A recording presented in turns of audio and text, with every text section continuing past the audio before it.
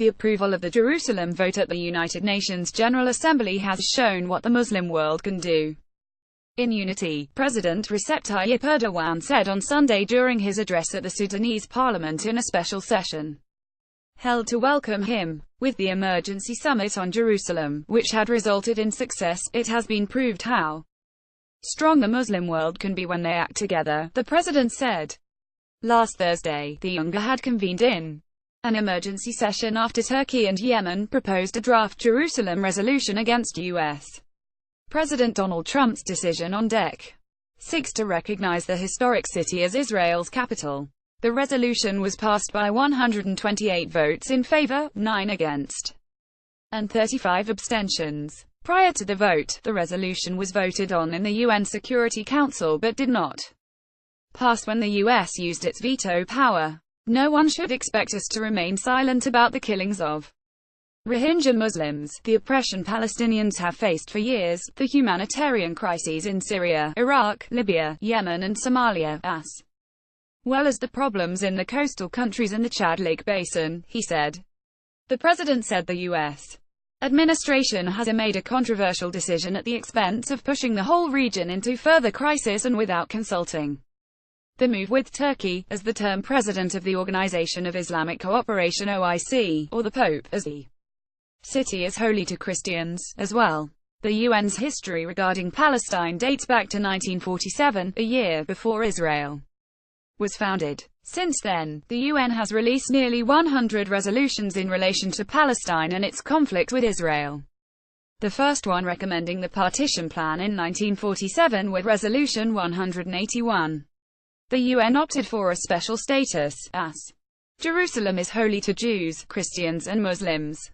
The Trump administration called on the states to vote against the decision at the UN General Assembly, even making threats of cutting financial aid, President Erdogan said, adding that this had not turned out the way Washington wanted. In his speech, Erdogan thanked Sudanese President Omar al-Bashir for supporting the Jerusalem resolution and joining the emergency OIC summit in Istanbul on December 13. The OIC declared Trump's decision null and void. Meanwhile, the White House's decision united countries across the international arena and also inspired a rare unity in Turkey's local politics. Presidential spokesperson Ibrahim Kalin said Monday, in an exclusive interview with the Turkish-language daily, Hurriyet, Kalin said Trump's decision had two dimensions. One was a domestic election promise, and the other was a grave miscalculation of the world's reaction.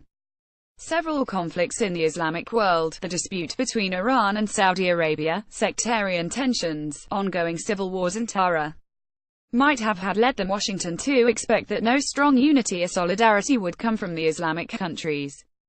Kalin said, but Jerusalem united us all.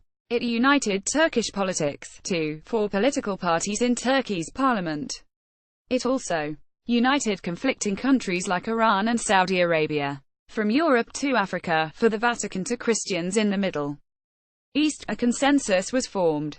The main problem in the Palestinian question is Israeli occupation. The country itself and its supporters insistently resort to various tactics and strategies to make the world forget about the occupation, he said. Discriminating against Arabs and demonizing Palestinians was part of this policy, through which Israel legitimizes its violence in the eyes of the West, claiming it faces an irrational, authoritarian, terrorist, anti-liberty and anti-women, patriarchal, emotional mass.